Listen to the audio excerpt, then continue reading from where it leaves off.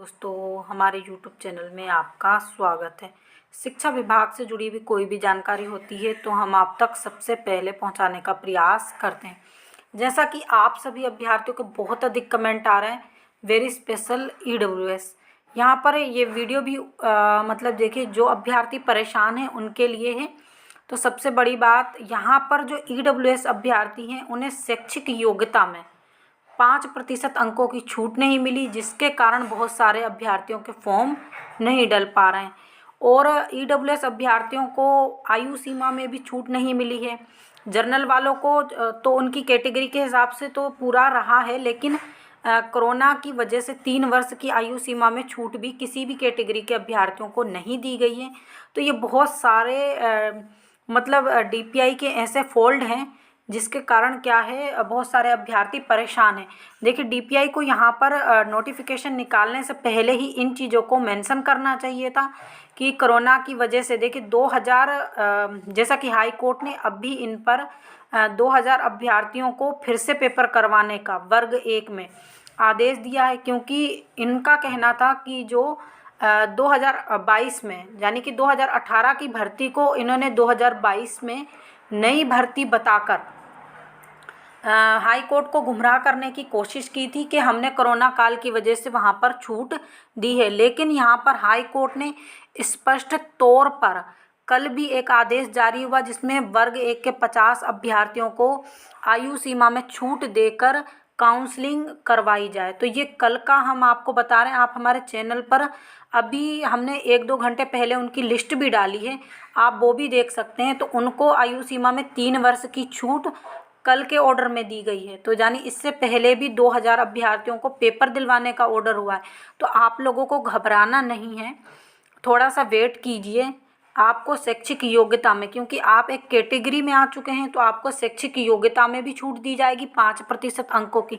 क्योंकि अभी देखिए, थोड़ी देर पहले ही हमें कमेंट आया है एक अभ्यर्थी का, जिनके 48 दशमलव कुछ पॉइंट हैं और वो बहुत परेशान थी, और शायद परेशान थे या थी, अभी याद नहीं है। लेकिन उन अभ्यर्थियों का कहना है कि हम इस वजह से बहुत टेंशन में चल रहे हैं, फॉर्म नहीं भर पा रहे हैं। अब देखिए, यहाँ पर आपको शैक्षिक योग्यता में भी 5 अंक की छूट दी जाएगी, क्योंकि याचिका हाई कोर्ट में दायर हो चुकी है। और अतिथि शिक्षकों ने, ये तो हम गैर अतिथि शिक्षकों की बात कर रहे हैं, जिन्होंने ग्वालियर में भी याचिका लगाई है और जबलपुर में भी याचिका दायर की है। और जो गैर अतिथि शिक्षक हैं वो ऑर्डर लेने गए हैं। ये ऐसा भी हमें सुनने में आया है।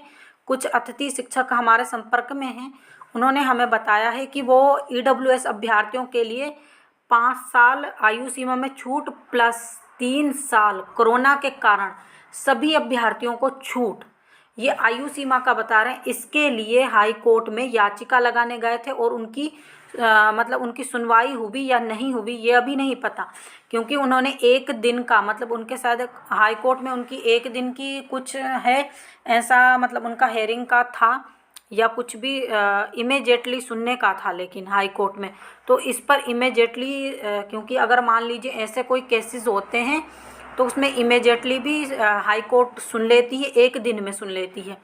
और यहाँ पर एक और इसमें भी उन्होंने मर्ज कर रखा है, जो आपका पॉइंट के आधार पर बाहर हुए ना अभ्यर्थी पात्रता परीक्षा में, जैसे कि मान लीजिए 75 अंक से पास होना था SC ST OBC वर्ग और EWS को, तो यहाँ पर उनके आए हैं 74 पॉइंट कुछ अंक, 74।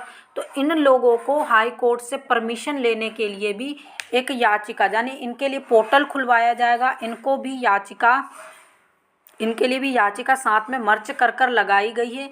इनके लिए भी, इन अभ्यर्थियों के लिए पोर्टल खुलेगा। अगर मान लीजिए 11 तारीख को पोर्टल बंद भी हो जाता है तो आप चिंता मत कीजिए, आगे आपको डेट दी जाएगी और पोर्टल फिर से इन्हीं अभ्यर्थियों के लिए, केवल जिनको आयु सीमा में छूट नहीं दी गई है और जो पॉइंट से रह गए हैं और जिनकी शैक्षिक योग्यता कम है, यानी कि 5% शैक्षिक योग्यता EWS के लिए और दिव्यांग अभ्यर्थियों के लिए, क्योंकि 2 कैटेगरी को शैक्षिक योग्यता में भी छूट नहीं दी गई है। और जर्नल को तो छूट देते ही नहीं है, लेकिन जर्नल को यहाँ पर जैसे 40 वर्ष है प्लस 3 वर्ष कोरोना के कारण, और SC ST उनका 45 वर्ष है तो उनको 3 वर्ष कोरोना के कारण, और जो ओबीसी वर्ग हैं उनका 43 वर्ष है तो 3 वर्ष कोरोना के कारण आगे बढ़ना चाहिए। और वैसे अतिथि शिक्षकों का तो आपका बढ़ा हुआ आया है, लेकिन अतिथि शिक्षकों को भी 3 वर्ष कोरोना के कारण इसमें और जोड़े जाएंगे। तो ये अतिथि शिक्षकों ने भी याचिका लगाई है और गैर अतिथि शिक्षकों ने, दोनों तरफ से याचिका लगी है।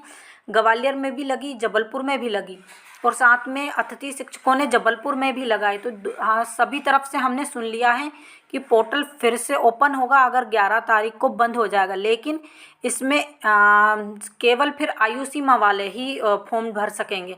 बाकी किसी प्रकार का अगर जिनको एज रिलैक्सेशन नहीं है या जो अपनी आयु सीमा में ठीक हैं उन लोगों को फिर वहाँ पर फॉर्म भरने नहीं दिया जाएगा। तो यानी पॉइंट वाले अभ्यर्थी और जो आयु सीमा वाले, इनके लिए पोर्टल खोला जाएगा, तो आपको चिंता करने की आवश्यकता नहीं है। इस पर 2-3 दिन से सभी लोग जबलपुर में ही डटे हुए हैं और फैसला लेकर ही लौटेंगे। तो ये इसी प्रकार की जानकारी है। और जो लोग हमारे चैनल पर पहली बार विजिट कर रहे हैं, प्लीज़ इसी प्रकार की जानकारी के लिए हमारे चैनल को भी सब्सक्राइब कर लीजिए। और अगर 11 तारीख को पोर्टल बंद हो जाता है तो फिर से ओपन करवाया जाएगा, क्योंकि लिखित आदेश कुछ अभ्यर्थी लेकर ही लौटेंगे। Thank you.